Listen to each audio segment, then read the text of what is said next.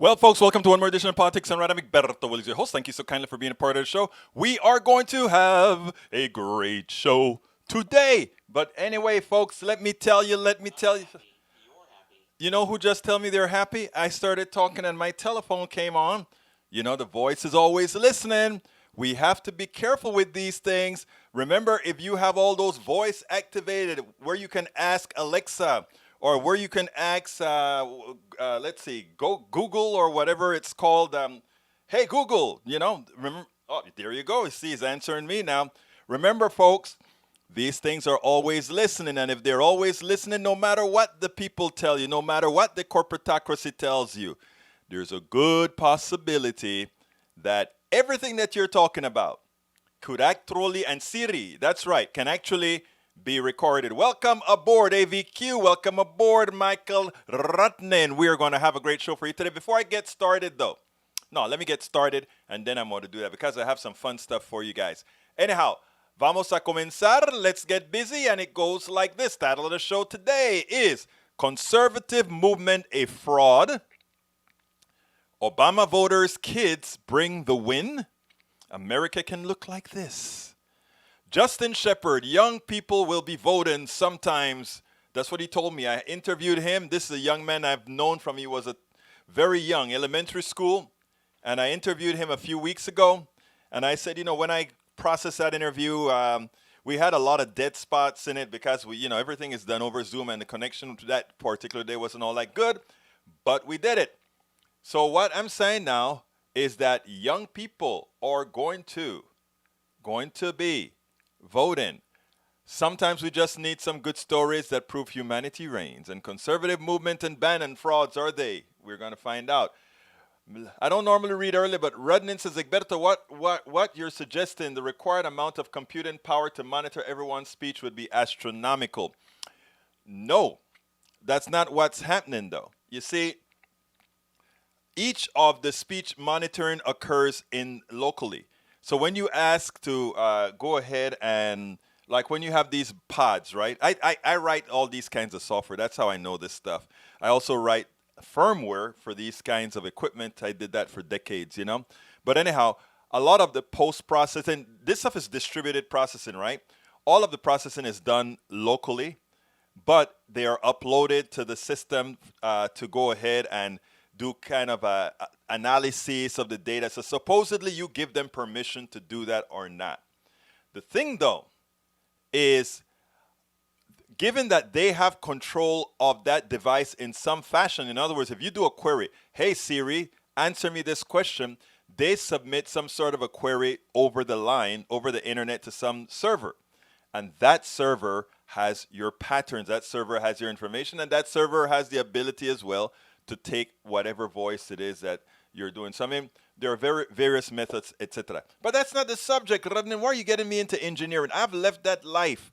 I'm now completely into political activism. Michael Rudden, why are you doing this to me, my brother? Anyhow, continuing. So Steve Bannon was arrested for his private build the wall scam. Lefties have always known the entire commercial conservative movement was a fraud. Joy and Reid made me smile. The joy that Joy displayed at the DNC was infectious, and I'm going to play that. That just made my day. And a lot of people I wish could see the joy that certain things can bring into all of our whole family. When I'm talking about family, I'm talking about the entire country. Okay?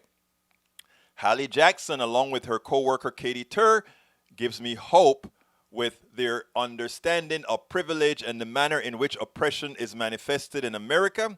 It makes them much better journalists. What we need now. If you remember yesterday, I showed you the Katie Tur piece where she was going at it with Michael Steele, and it was like bang, a bell rang when she said, "Oh, those people that 10% differential that think Trump, or more than 10% that think Trump is better for the economy. How could they come to that point?" And then after doing her own thinking, she said, could it be that Trump being better for the economy doesn't really speak about the economy, but something else? And it was like, bingo! You saw Michael Steele smile. Like, Katie, that's why I love you.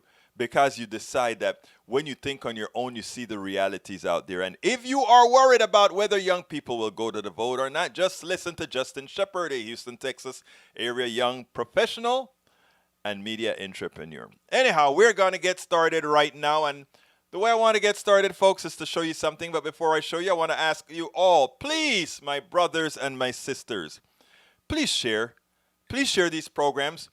We talk a whole lot of stuff here that is important, and we kind of give it a direction and some time that it's not going to get over mainstream media. So I ask you so kindly, share if you're on YouTube, share if you're on Facebook, share if you're on Periscope, share if you're on Twitch, share, and that's how we do it. Anyway, everybody know what QAnon is, right? QAnon, that they think that Donald Trump, somehow these people think Donald Trump is going to save the world from pedophiles and people that are killing all of the kind of stuff.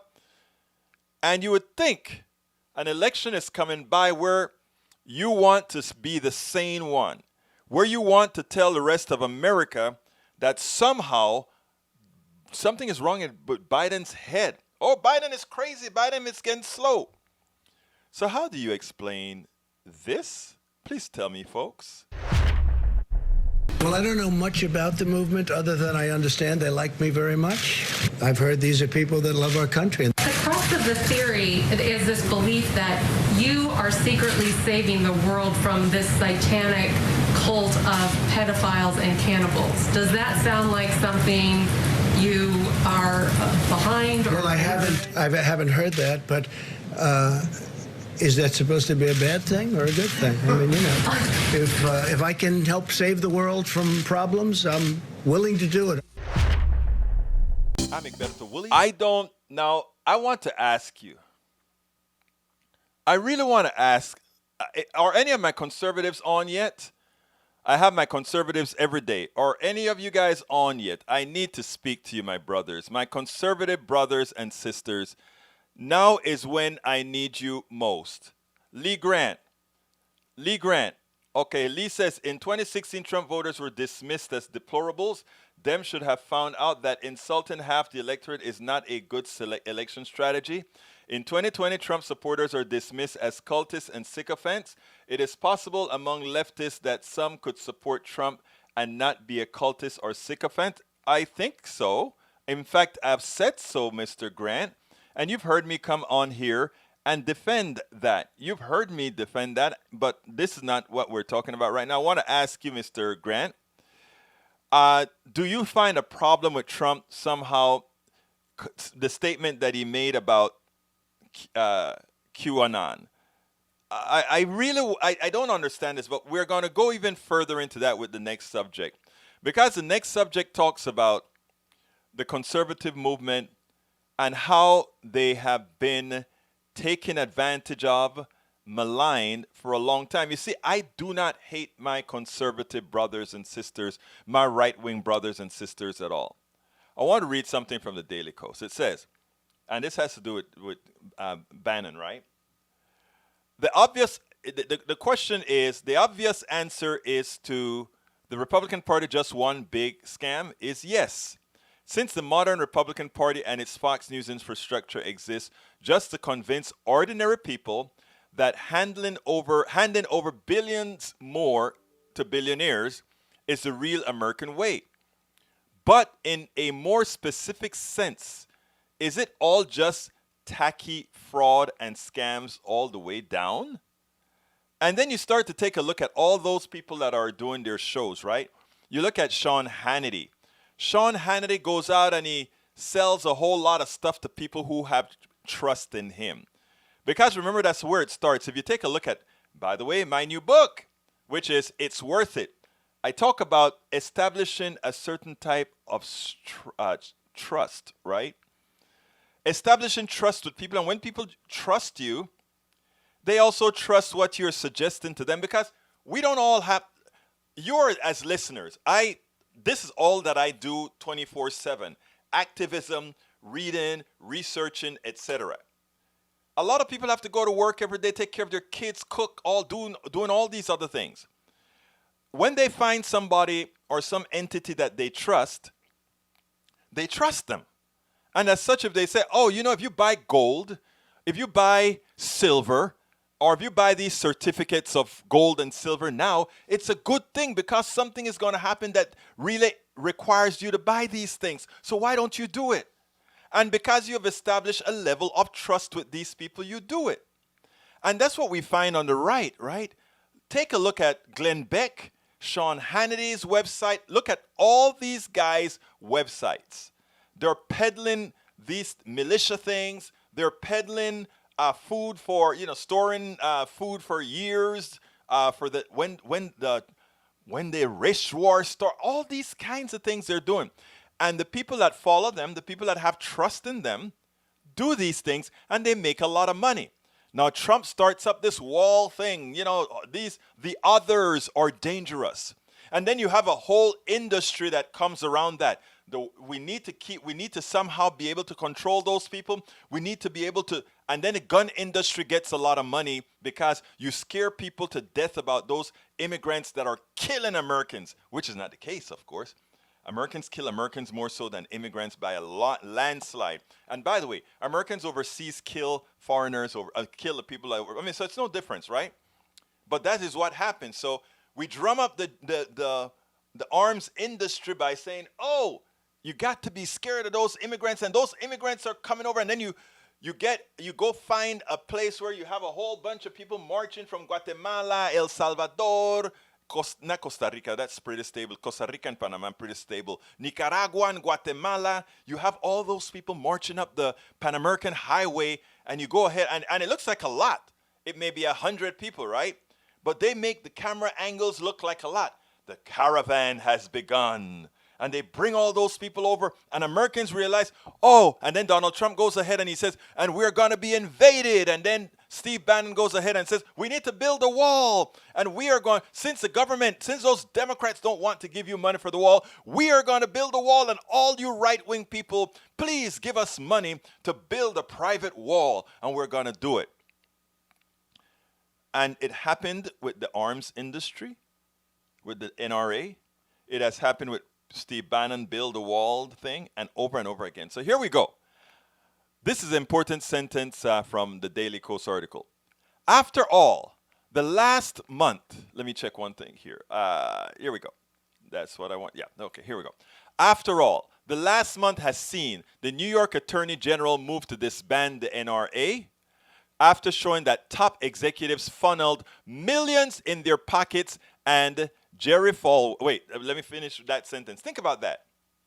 A lot of you NRA members, you just like I give to several different 501c3s or C4s, right? You give the money, you expect to have good stewards. Yes, the executives in that particular nonprofit, they're going to get a penny or two as a salary. But you don't expect them to have big-time vacations and skim millions of dollars of your or hard-earned dollars. You attack the government for saying taxing, even though taxes build roads and all of that. But these these 501c3s, they scare you to death, and after they scare you to death, based on your fears, they have you give them money. So the NRA takes your money, right? It takes your money. And then all those guys, La Pereira and all these guys, go ahead and make millions of your hard-earned dollars. So New York said, we're going to disband you. So we're suing you to be disbanded. Then we have Jerry Falwell Jr. He's a Mr. Donald Trump defender. Where is he? Where is he spending his money? He's spending his money on a rich person's yacht where he's messing around with somebody else's wife. Think about these things, right? Then we have, of course,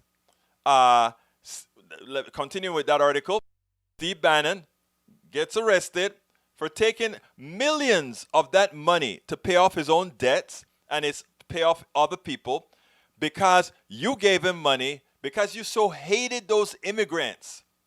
You so hated those immigrants that if those damn Democrats are not going to build that wall, going to invest in building that wall for Master Trump.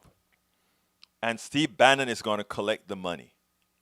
And of course, now that he's arrested because they've been proven that he's a scammer, guess what happens? Donald Trump said, hey, I don't know. Shoot, I thought it was kind of a bluster anyway. I kind of thought that was too boisterous anyway. So I don't know. Of course he doesn't know. Yes, he knows, of course.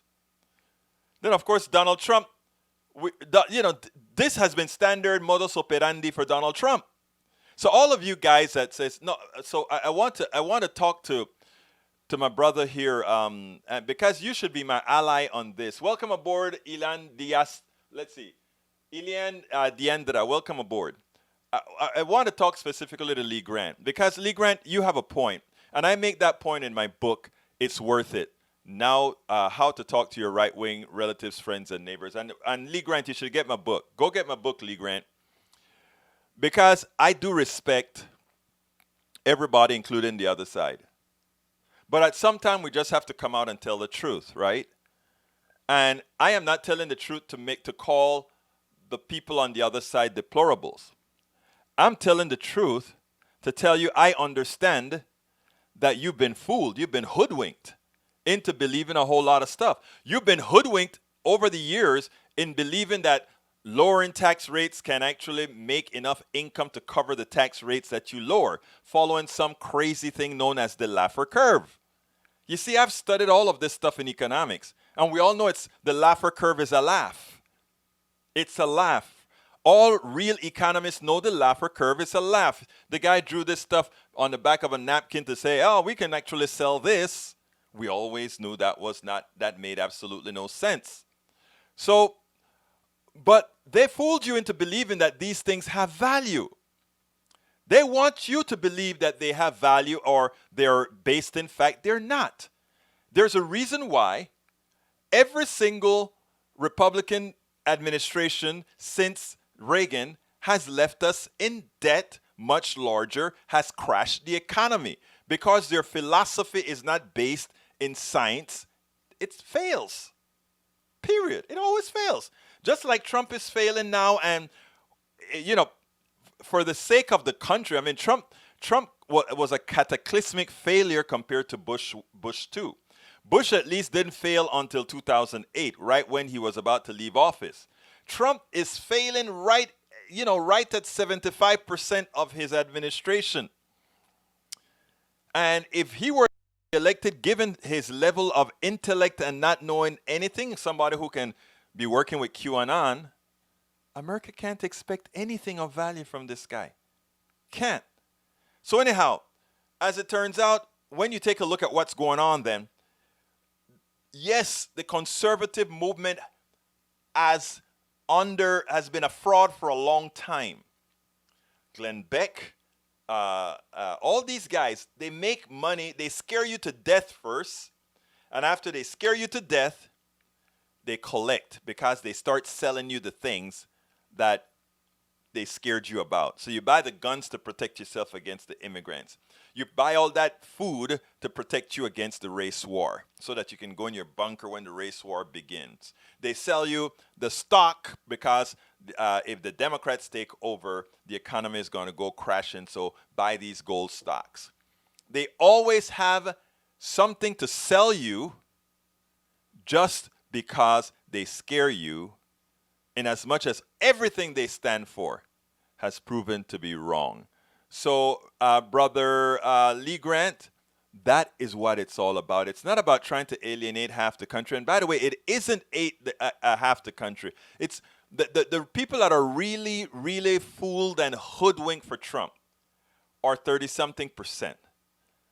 But a lot of people vote for Trump for economic reasons. In other words, they don't give a damn about anybody else. They just know that if they vote for Trump and Trump stays in, and as much as Trump is going to wreck the economy, their personal economy may do better. Because it's like right now, if you own the S&P 500, you look great. But the S&P 500 is 500 companies. There are thousands upon thousands of companies in America, and those companies in America are all going under. And when the customers of all those companies that are going under are likely taken by that 500 companies. And that is why the stock market can look so well compared to the rest of America. I wish we had more time to talk about these issues because they are so very important. And I just feel that's why I wrote this book as well. This book doesn't only say, hey, this is how you talk to the right wingers. This book gives you the philosophy of, not a philosophy, how the economy actually works, Medicare, I mean, it tells you all this stuff in easy language. It's sort of an addendum to this one, as I see it, class warfare, the only resort to right-wing doom. It has things in an even more palatable way than that particular book has it, as it convinces people and it shows how to do it. Okay, so the question again is the conservative movement a fraud? My answer to that is yes, but it's not the conservative people that are frauds or deplorables or anything like that. I have relatives that are conservatives and I love them dearly.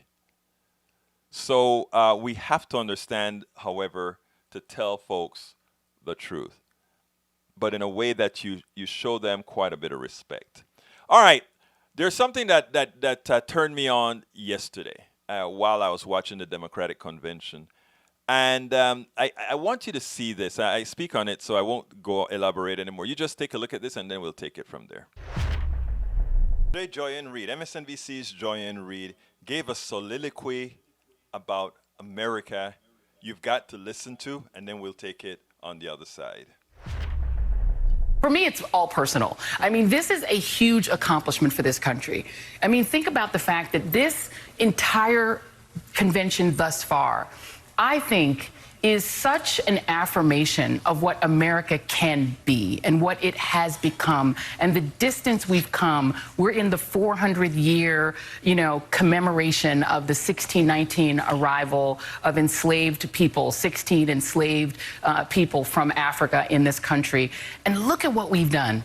We elected a black man as president who then puts an older white man from, I think he's not even, is he greatest generation? I mean, he's from, I think, the silent generation, right? He's born in 1942, so he's a real baby. He's pre-boomer. He's pre-boomer. And he picks this pre-boomer man who says, I'm going to go ahead and be second to this black guy. And then that guy turns around and picks the first woman who's not just the first black woman, but the first Asian American woman, and who's also got that Caribbean root, which I share, so I'm extremely proud, and all of our Caribbean folks are extremely proud of that. She's got the little Jamaican in there. And, the fact that we could do that and that assembled at this convention was, American Samoa got to show out, and all of our, Kansas was also equally showing out. And we saw everything from the cornfields out west to Maryland, where we're like, Harriet Tubman, that is actually the potential America has always had. And they didn't intend to have it. The men who formed this country had no intention of even making their wives a little more than property. Like, they were fine with their own wives being basically property. And they accidentally created a country that can have this convention. I'm proud of this country because of what I'm seeing. Forget the partisan part of it. Forget being a Democrat, Republican. It doesn't matter. I think anyone who cares about America and who loves this country should feel extremely proud of the vision that we've seen of what America has the potential to be if we let it. That is so beautiful. And the question is, why is it that Donald Trump and his minions, what makes them so afraid of that America? Did you see the joy in everybody's eyes? Did you see the joy in joy? And the reason I'm saying that is, it's such a good feeling, right? And what does Trump want to do? He wants you to believe that somehow having an inclusive America, an America where everybody is happy, nobody feels to be in dominion of the other, is somehow something is wrong. That's a disease. That's a cancer. Think about that. This is America. This is what America was destined to be in the long run. And you know what? We'll be damned if we let a low-lying piece of you know what, and I don't normally speak like this, but we won't allow him to destroy America. We won't allow him to destroy America. No how, no way. So yeah, I was just so touched when I saw Joyanne say that, because you could see the happiness. I mean, she was happy because, for one, she saw, first of all, a woman of color becoming a vice presidential candidate. You know, it was like, you know how long we were. I mean, everybody wants to be represented, and you know, for those people who talk about, well, you're playing identity politics when you talk about a black woman being on the ticket or whatever. It's not that. I can tell you, because of what society has done to people based on pigmentation, there's a certain human affirmation that is needed by many. Just like when Obama became president, that I want you to listen to my next interview that I'm bringing on with our brother Sheppard here, Justin Sheppard, because you're going to hear it in this kid's voice. Obama became president when he was a kid, and you're going to hear what he has to say. But beforehand, I want to play one other piece here with Hallie Jackson, because when I talk about feeling good, she's another one that, just because of her understanding, made me feel very positive. Check this out. Don't dare tell me America isn't changing. Don't dare tell me that people aren't becoming more aware. Don't dare tell me that our young people, the ones that are coming up now, or millennials, or Gen Xers, or and all these other, or Gen Zs, don't tell me that they don't see the real picture, because I tell you what, that's who I work with the most. And what I find is that they're well aware, and I want to show you something that normally you wouldn't see on an MSNBC or a CBS or ABC from a host. Check this out, and then we'll take it on the other side. I wanted you to meet this little girl. She's the reason I've been out for a bit. This is Monroe, my new daughter. She was born on March 9th. But when she left the hospital 2 days later, thank you, Frank, it felt like Frank and Ro and I were walking into the apocalypse scene in a virus disaster movie. Remember that day Tom Hanks announced he had COVID? The NBA suspended its season. The president delivered a primetime pandemic address. And you know what happened 2 days after that, on March 13th? Police officers killed Breonna Taylor, an injustice that is now part of a national reckoning over race, demanding that people like me confront their privilege. And for a new mom, here's one. I'm alive, and so is my kid. And if the color of my skin were different, I'd be twice as likely to have died giving birth. That is an outrageous public health disparity. And so are the disparities we're seeing with the coronavirus. All of which is to say, that week in March changed my world, sure, but it changed everybody's. And the question has been and is now how we handle it. How we hold ourselves accountable, how we do the work, and especially how we hold our leaders accountable, our lawmakers, our president. That is why I am glad to be back with you at work with plenty of it ahead. Thank you for being here with me. I tell you why this is important. And I've been talking to a lot of people about this. Since this pandemic started, I see a lot of people on TV with their laptops and their kids around, and they're saying things like how difficult it is that they have to be with their kids and their laptops on the desk, and they're working from home, and the monotony of working from home, and all these kinds of things, right? And I looked at a friend and said, let me tell you something. These people are out there complaining about how difficult it is, right? These are the people that don't have to be working at the grocery stores. They don't have to be working serving food or anything like that. In other words, they are not considered the essential workers, but they're the highest paid workers. And many of them you see on TV, which is the ones that ABC and CBS put on the morning shows. Oh, this mother with her laptop, she wants to get back to work because it's so boring here, or you can't do a lot of work with the kids around. And then I saw this today when Hallie Jackson comes out. She was on maternity leave. She got good maternity leave. She got good care for her kid. And she didn't come out and say, I am glad to be back because, it was time to be back or anything. In other words, she wasn't just self-serving. She saw her privilege She saw that she had it better than most, and it wasn't a sense of guilt in her words. It was a sense in why not this for everybody else? And that is what we're fighting for. That is what we're fighting for. Everybody can have a decent quality of life. If we didn't allow the type of gradation that we have, where you have a 1% that is taking just about everything, within the 9% that's the guarding the gates to make sure that they are protected. We pay them very well to keep the super well paid and the pilferers protected, and then the next 10% of 20%, we make them whole, and the rest cannot see a $400 bill without panicking. That what Hallie Jackson, I know Hallie Jackson probably she probably was not thinking a whole lot of what I'm saying right now.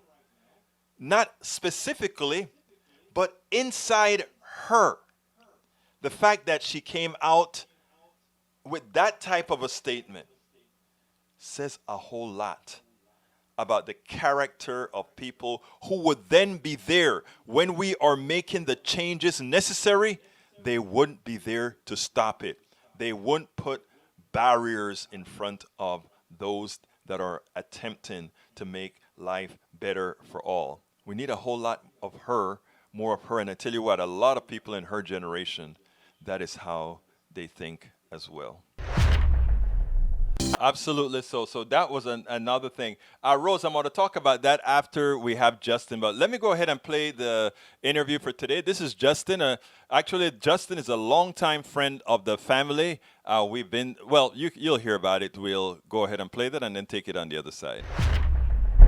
Welcome to one more edition of Politics Done Right. I'm Egberto Willis, your host. As you guys know, we've been going through the series People Making a Difference. People Making a Difference. And we have Justin Sheppard here with us.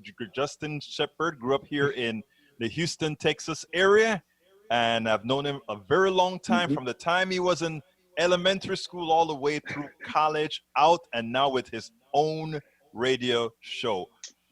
Justin, how are you doing today, my friend? I'm doing good. Look, I promise you, I'm trying not to do the misters and the old school mindset, but I'm doing well today. How about yourself?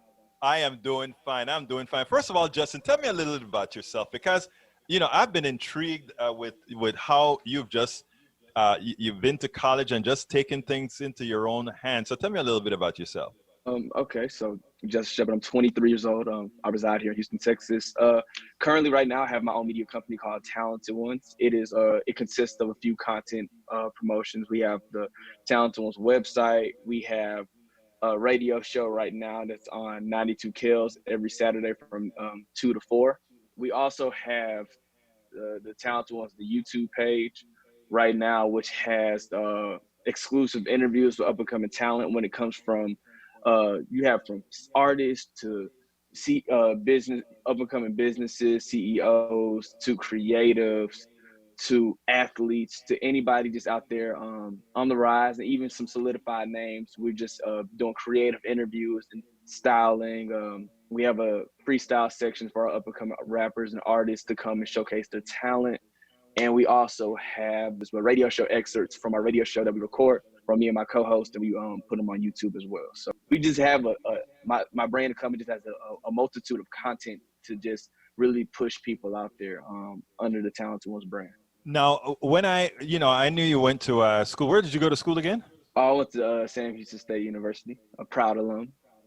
There you go. And Bearcats. There you go, them Bearcats. And let me ask you something. Now, what did you study?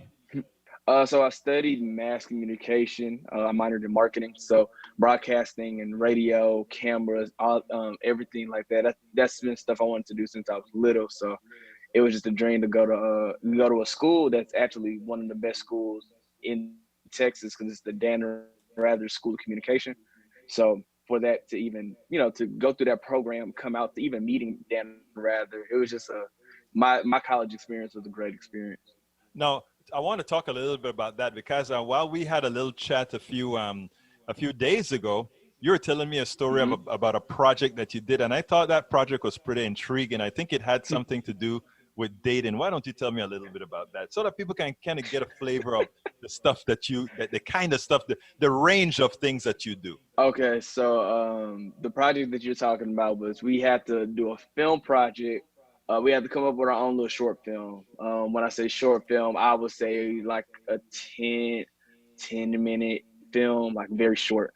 And so the idea that I had with my group was the term shooting your shot. And if you don't know what shooting your shot is, it's kind of like just trying to go approach somebody that you like. We took the idea kind of off of social media. It was a popular term everyone was using.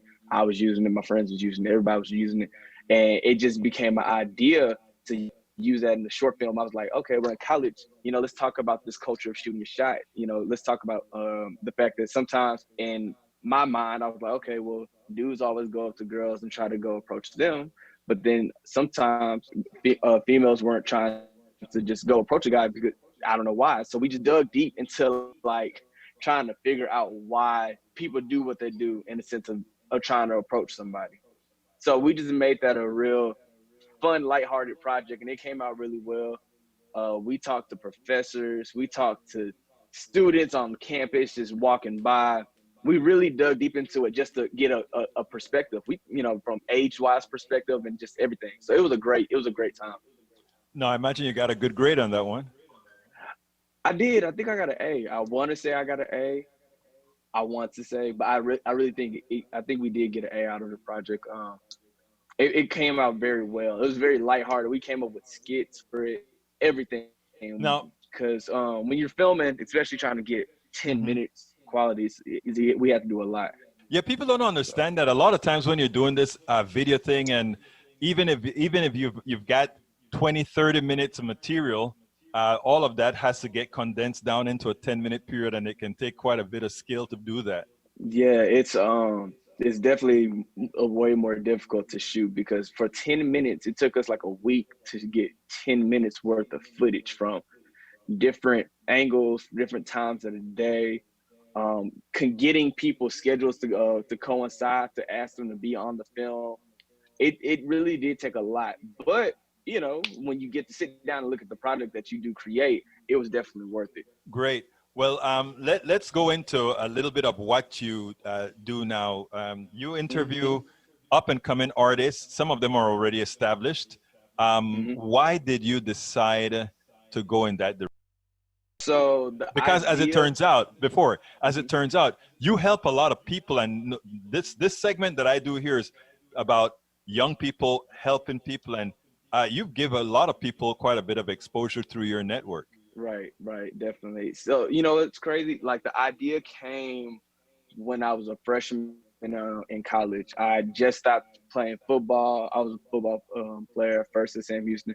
So I just stopped playing, but growing up wise, I was a poet. I would go around Houston and perform with my high school. And it was so funny because we ended up getting into kind of introduced me into the fine arts world because we were performing at different places and opening my eyes to different things. So when I stopped playing football, I don't know, I was in the cafeteria just sitting one day. I was like, you know what? I want to make a website for like just poets. I don't know why. It was just like the first thing that came to my head. I want to make a website for just poets to get exposure and get out there. And then after that, it just expanded. I was like, you know what? Maybe it shouldn't just be poets. Maybe, it should be like artists and creators and business owners. It just kept growing. And it was just a website. I didn't even think to put it on camera at first. After that, what I ended up doing with Steve Dixon. So I got her, she had a camera, and I told her, I said, I'll buy you some food court, try to record this interview. She said, sure. So we were, drove to Sam Houston. We recorded about 3 interviews there. 2 of the interviews we didn't use, but the one interview that we kind of got down packed with, it was no extra sound in it. After the editing was done, I put it out there on YouTube and it got almost about 500 views. So once it got some attraction, because for me, the way I looked at it was like, okay, this is almost 500 people wanted to look at me have a conversation with somebody else. So I was like, okay, well, if I can get this attraction, maybe I can continue doing this thing since it it hit. To me, that was a hit. Like, to me, that was like a hit, especially for it to be the first video I've ever put out there and first video on my channel. And it wasn't like I truly pubbed I was doing a YouTube channel. It was like, hey guys, I did this thing with a brand I'm trying to start up called Talented Ones. Go check it out. It wasn't even too much of I pushed it out there. So it was, to me, that was a hit. So I just kept going from there. Well, I mean, it's a hit if you don't put a lot of effort into something and people like the product that you put out, it is definitely a hit. Now, you mentioned about poets. I forgot to say that in my preamble, that you're also a poet. In fact, you have a book of poetry with a whole lot of solid pieces out there. I will always ask your dad, how comes you've never turned that into a book? Eventually one day, but I think it's more of the thing of I keep writing, and I've been writing my whole life. Like, I think I started writing in middle school, but I just keep writing over different things. So it's more of the thing is that I haven't sat down and just figured out what I want to put out there, because I keep writing different things, and you see something different, and different times you just write. So it's really, one day I'm gonna just sit down and just put everything together and go put a book out there. But until then, right now it's just keep writing, and it's therapeutic, and I love it. You know, I love to hear it too, but right now, whenever I get a chance to like really sit down and get the book together, like, I'm going to do it. Now, when you write, what kind of things do you write about? I want to say it just depends on the mood. It's really more of like, I like storytelling. I definitely, sometimes like it'll just be random ideas. Sometimes it's not even stuff that's related to me. It could be stuff that's going out in the world. Something I read, something I thought about, something I watched on TV. I think a lot of people refer to that sort of like abstract writing. Tell me a little bit now, when we discussed some of these things a few days ago, we're also talking about politics. How do you and your generation feel right now about the current politics that we're in? I think that with my current generation, I think the one thing that people are realizing right now is that you have to take politics seriously, because it's kind of a conversation that happens, but it doesn't really happen. It's like a passing conversation. Mm-hmm. Like, it's not a forefronted one. But I think what happened was, with my generation, we kind of grew up, because, you know, Obama got in office in 2008 and we were little. So you see that and you knew that was a big stamp, but you knew that was a big moment. But for 8 years, I want to say I was in 6th grade when Obama got in office. I want to say. It was about 12 years ago, somewhere around there, about 12 years ago. So you would have been 11. Okay, so 11, so 6th grade. 6th Yeah. grade. So in the 6th grade, Obama got in office. So for 11 till I was 8 years later, 19. Right. Obama was in office. So politics was Obama, you know. Okay, you were learning different things. So now that we're older, now that we kind of have a gist of how the office should be ran, because anything before Obama was kind of like the Bush era. You heard about, you learned about it, but you weren't putting the pieces together. Obama's when you were learning, okay, this, you know, okay, I liked how this was ran. I might not like how this was run, but I like how this was run. But this is how it should be. This is how it shouldn't be. And you started really going into the details of how. Then, you know, we have Trump. Oh, okay, I saw Obama up here, and so now it's like the compare and contrast differences.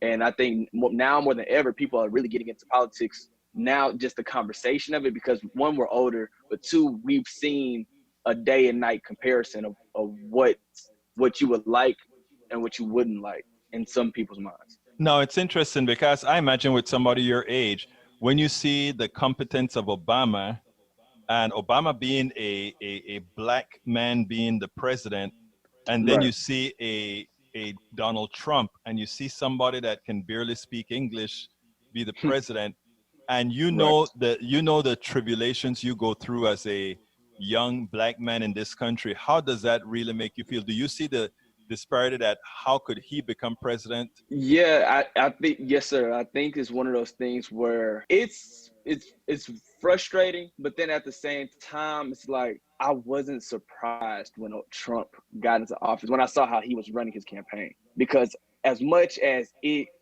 as non-tasteful as it was and as ugly as his cameos were, and how little sense it made the market that he attacked, I was like, oh, I see what he's doing. And he was pulling out America's, I guess, true colors in a sense. Right. He was really tugging on that.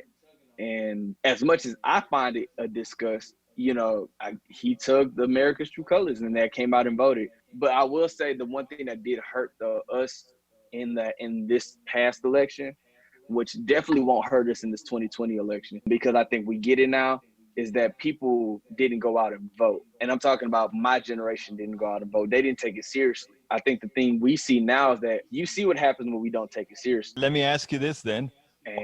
Are you saying that this time around, from what you've seen with the people that you've talked to, that your generation intend to be a part of the politics this year? Yes, sir. Yeah, I'm talking about 110%. It's almost like if you don't go vote, it's almost a fight. Like I can't. I'm almost like I won't be your friend if you don't go and vote this year. Like So it's that serious. Wow. I mean, you just made my day, because there are more of you, Gen Zs and and millennials, than anybody else in any big population. So that makes a whole lot of sense. Well, look, by the way, I don't know if you remember this, but we all went to Washington, D.C. We did. In 2008 for the Obama inauguration. Yes, sir. We definitely did. That's actually one of like the fondest memories I do have from childhood, because it was one of those things where you understand you're in history right then, but when you get older, it's like I was really at this moment in time that this documented moment of time that might not happen again for a minute, one, and two, it was just a great atmosphere. Being just to be honest with you, just to be Black in America, and just as a Black man, seeing another Black man become president really showed the strides to okay, I can really do anything I want to do in my with my life. Because being in sixth grade, I was 11 years old. I was like, that's the influential years of me growing up. So seeing that and seeing just the excellence and how everything was just going on out there, and the culture, and you saw everybody else happy. I'm seeing Black faces smiling from grin to grin, walking down the street. Everyone's just happy. They were selling Obama everything: Obama water, Obama beanies, Obama shirts, Obama socks, anything. So that was a great time. Like, I actually remember that trip like through and through, like almost like it was a movie the entire time. Well, Justin Sheppard, it was my pleasure to speak to you. I'm going to put your website and all your information on our site to get people going out there. You've grown up to be a wonderful young man. Please keep doing what you're Thank doing. you. And because I tell you what, you are going places, and I've watched some of your interviews that you do with these different stars, etc. And I think you're very good at what you do. I do want to say one more thing, though. First of all, thank you for inviting me onto your platform. You're definitely doing something I actually watch a lot and study a lot from. So thank you. And thank you. Like I said, I just seen what you've turned out to be. It's dear to my heart. So thank you. Subscribe to Politics Done Right. Go to Talented Ones on YouTube and go subscribe to us. We have a lot of great things coming out in 2020 and the remainder of this year. Thank you very much, Justin Sheppard. That just, I watched that kid grow up from he was a kid, and now he's 23 years old, and it just that he's doing a whole lot of things, and to know that all the people, all his peers are saying, we are not going to allow what occurred that last time to occur again. That made my day, because like I said, we have to go out there and vote. We have to make sure anyone's voting. By the way, folks, if any of you are listening in the Northeast Houston area, I need some help. I'm a precinct chair for 758. We have a lot of people to call. We have a lot of people who may have fallen off the rolls that we need to talk to. So please go ahead and drop me a line, info@politicsdoneright.com, info@politicsdoneright.com, so that we can energize this precincts and all precincts that need energizing. Anybody wants to get a shout out to their people and their precincts, just give me a shout and we'll do that as well. Okay, let's go ahead and welcome my folks. Tank 98, welcome aboard. MAGA baby, Obama treason punishable by death. What does that mean? What does that mean? Anyhow, Welcome aboard, Michael Rudnin. Welcome aboard, Para ver, Tank 28. Welcome aboard, Daniel Ledo. Welcome aboard, Rose Williams. Welcome aboard, Ilian Diandria. Welcome aboard, Lee Grant. Welcome aboard, AVQ. Welcome aboard, folks. We are going to just answer a few questions real quickly. Let's see. Michael Rudnin already left, so I better not touch any of his questions. But Rose said, I have to take the happiness about the ticket with a grain of salt, but it's natural for those who haven't been represented at the upper echelons of this country to celebrate when a member of their nationality, religion, and or race make it to the top of our government. Remember when Kennedy became president? Oh yeah, Catholics really said, yes, a Catholic can actually win. I am with you, Rose. I mean, my thing is, I'm separating that that joy from reality as far as what the ticket really represents. I'm going full-fledged for the ticket. But at the same time, I'm going full-fledged to the ticket with my eyes wide open. I have zero hope that unless we have a movement pushing that ticket, I mean a complete movement, and it can't be a movement just of progressives, right? And that's why in my new book, I talk about issues, right? And what I did, there's a part of the book where I say, all right, this is Medicare for all is our thing. I made the conservative case for Medicare for all. The Green New Deal is our thing. I make the conservative case for the Green New Deal. What I'm trying to say here is I have no expectation that without forcing them, the Biden-Harris ticket is going to do the progressive thing. But the one thing that I am sure about is that if they are pushed, they will. And why am I saying that? Because when Kamala had been pushed for other things, she did it. When Biden had been pushed for other things, he did it. Now, Donald Trump is a different animal. Donald Trump uses a different kind of calculations that is immutable.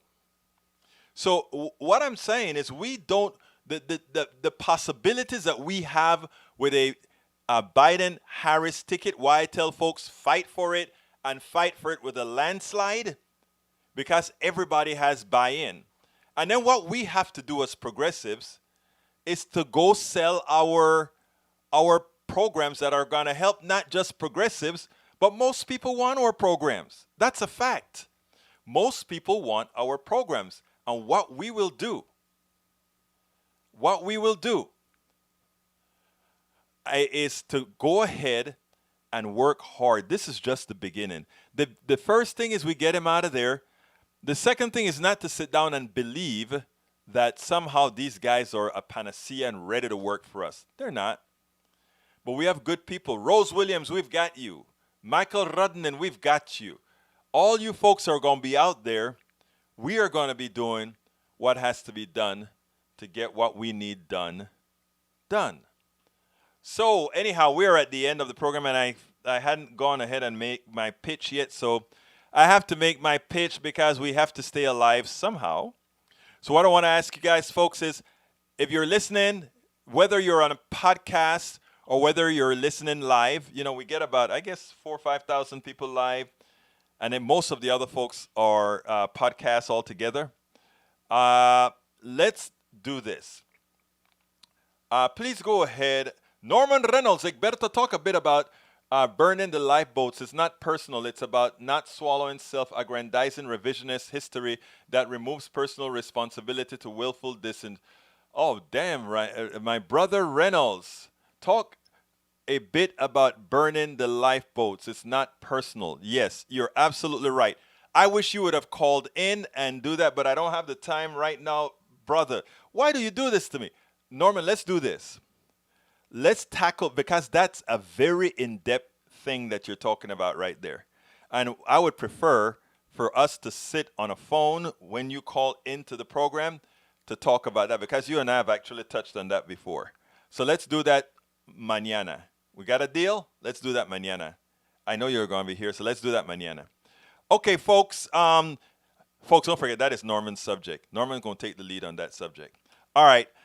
Please, folks, please support Politics Done Right by supporting us on Patreon. That is Patreon. It is Patreon, politicsdoneright.com/Patreon. Again, that is politicsdoneright.com/Patreon. Support us on PayPal by going to politicsdoneright.com/PayPal. That is politicsdoneright.com/PayPal. If you're on YouTube, you can hit the $ and give us a super chat. We love those as well. Just give us a super chat and we'll be able to, you're helping to keep us afloat, to keep us alive. You can also go to politicsdoneright.com/Facebook. That is politicsdoneright.com/Facebook. Facebook has recently allowed us to take memberships on Facebook. That one is going pretty slow, so we need your support there. If you can say, you know what, I want to go ahead and support Egberto on Facebook. Okay, and then of course you can visit our store, politicsdoneright.com/store, where you can get our cups. This is just one of them. This is just the one that says Politics Done Right, but we have some that says I support independent media. We have some that has the squad on it. We have t-shirts with independent media, the squad, all that good stuff on it. We also have my books. My 3 books are there now. As I See It, Class Warfare, The Only Resort to Right-Wing Doom. We also have Lose Weight and Be Fit Now. I've had my weight problems. I've solved my weight problems for all practical purposes, though my daughter said, hey, Daddy, you should eat a little bit more. No, I'll gain too much weight. Anyhow, and of course, my new book, It's Worth It, How to Talk to Your Right-Wing Relatives, Friends, and Neighbors. And I'm going to put that link on the screen right now, or rather in this chat. Please get the book. That also helps us with Politics Done Right. I mean, I wrote the book. I really rushed the book out. I had to skip over the other book that you guys know about, which is How to Make America Utopia. I skipped over that one because I think this book could make a difference. It's worth it. How to talk to your right-wing relatives, friends, and neighbors. If you have a book club, contact me. Let's go ahead and get a book, and then I'll talk to you guys on Zoom in a book club.